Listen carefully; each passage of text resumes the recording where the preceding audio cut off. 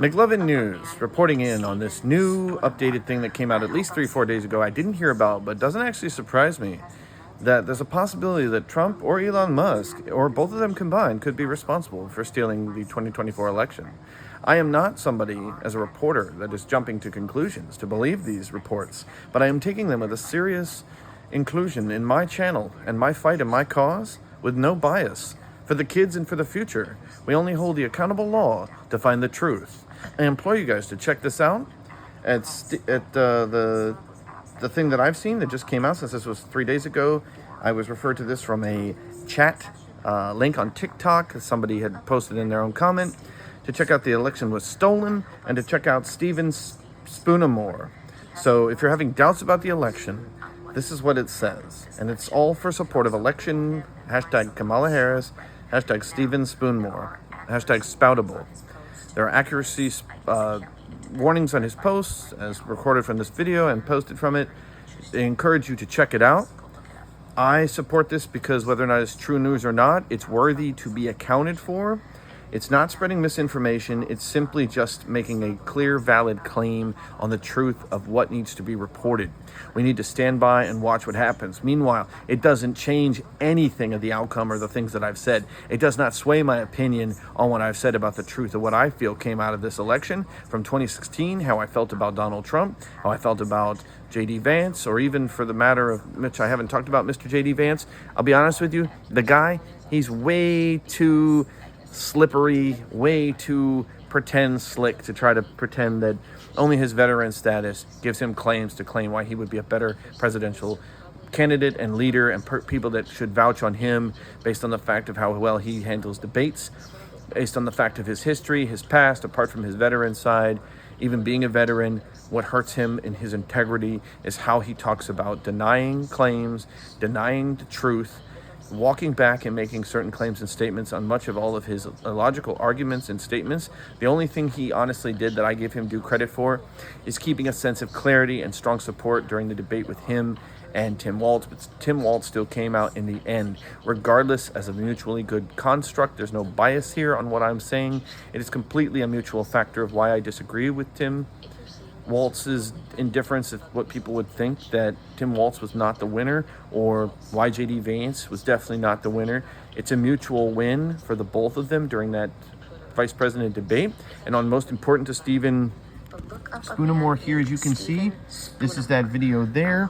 And even before that, Steven Spoonamore is this man here. We need to check out his information, follow and do your investigation work. That's my report here from Mcluvin News. Look up Steven Spoonamore at hashtag StevenSpoonamore.com. Look up the Steven Spoonamore, where is it, the warning there that they claimed that there was a rigged election, possibility of that. A lot of these other videos are those contents and shared. All this content's from her channel. This is when I looked him up. This is what I got. Down to Toys R Us. And his main post, the truth, let's assume you're at a good voting machine. the truth of what's going on. Typed in your vote. He's basically saying in this that it's supposed to match based on the voting booth. Say 100 people basically, go in there and vote it, and they look inside it at the end of the day, either by taking out a memory card or attaching it to the network. That machine transfers the data to, as he states, tabulators, and that process alone is enormous, able to view it, and there can be interceptions and conflicts and problems. And I will honestly vouch to put the link in the video for this video. This is the one that should be shared, and I'm going to take the time to watch this in full. So it's not that I'm saying that only he is correct. We don't know right now. An investigation, essentially, that's the summary of this, has to be investigated to seeing what happened during the 2024 election.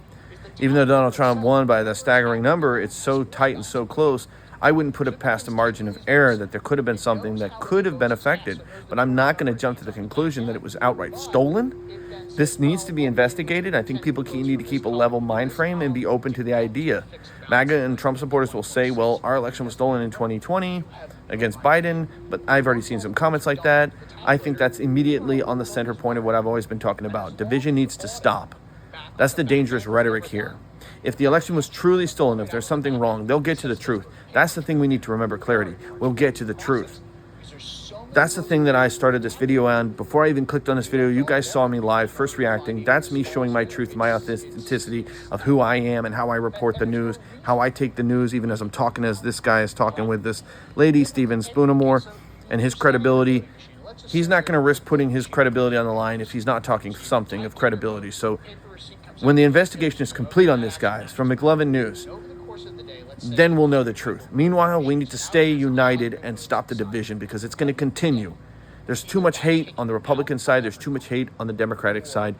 The Democrats are hypocritical for too much of that bipartisan walking back and forth on unity, peace, LGBT, women's rights, the children, the kids, and then they just don't deliver. And if they have delivered, they've done their best and they've done what they could, and they couldn't get past Republicans. But at the same time, we already know there's some who are too loyal to the certain ideals that don't follow the ideals of every working class American, that has created a dangerous rift of division in this country through the rhetoric that they have pushed, attacking the right and attacking certain other groups. And even they themselves are far from perfect, just like the Republicans, which I'll get on now, in case you guys thought I was just only hitting, Democrats. No, Republicans push fear all the time. Their emphasis on Democrats trying to steal their guns. And I'm a Second Amendment supporter, and I've never thought Democrats were going to come take my guns. And certain guns that should not be in the hands of dangerous criminals, just in the context, if we're going to touch on a little bit of this, should be ones who are red flagged, abusers of their girlfriends or boyfriends, and are mentally unstable and not safe to be. And that deemed on a case by case. So I'm not judging that all people who have mental health struggles shouldn't have guns. Certain ones that are a danger to people or themselves should not be near a firearm. That's case in point. If you don't know how to use a firearm and handle it safely, you shouldn't have one in your hand. Simple as that. We don't need that kind of dangerous rhetoric spreading through this country. Our children are watching us every day. And I stand by that. Now, as for Republicans, further worse, they've been demonizing migrants.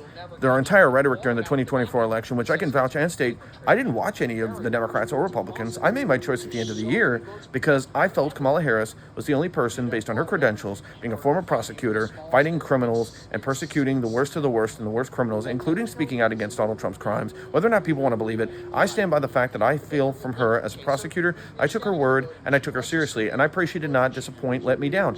And when the truth comes out on everything that comes out on Donald Trump's laws, that will be dictated by the Senate, which is currently working in accordance, more importantly, not just the Senate, but the House, and their investigations to keep their parties aligned. And that includes Republicans, who are far too hypocritical in their stances.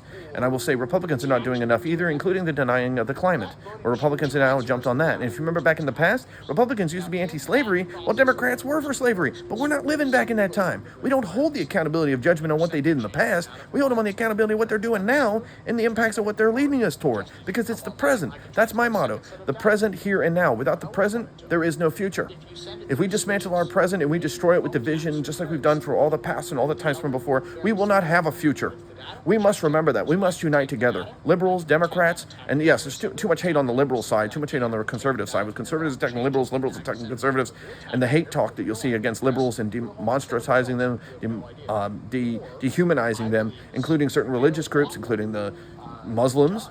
And even if you want to go back to Afghanistan and Iraqis in the 2001 election and Bush and how we used to be united against terrorism, and a lot of people in this country were united against terrorists and Arabs and Afghans, and they were hateful against them, and there was bigotry and there was racism, just like when you go back to Vietnam with the hate against the Vietnamese.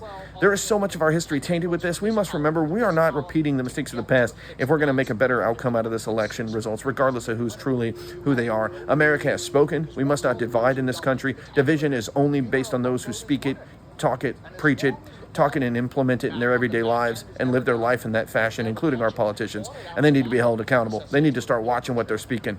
They need to really start only doing better research and accountability to call people out for what they show and what they reflect. And that's the truth. And the same thing with Stephen Spoonamore. I'm Mcluvin News. Stand by this to state I will be waiting before I report on this, staying very closely attuned with this story and being sure to report on this. I'm always showing report of what I'm trying to show to my life and my work.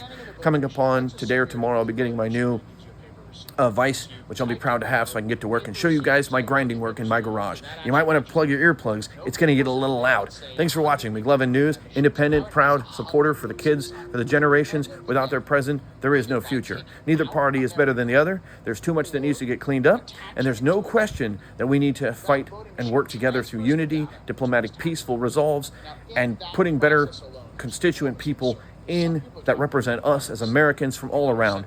MAGA is a cult, but not all of it is a cult. You guys better remember that. I state that. I've been speaking on that. I've been vouching for that because not every MAGA person is an ideologist type person to exclude who is a true American, who is a true veteran, or bashing of which in different political idealists who is a true Christian. They are not the all-right party to say such things. And I mean like right in the sense of like the only one that's correct, not based on the fact of them being just extreme right.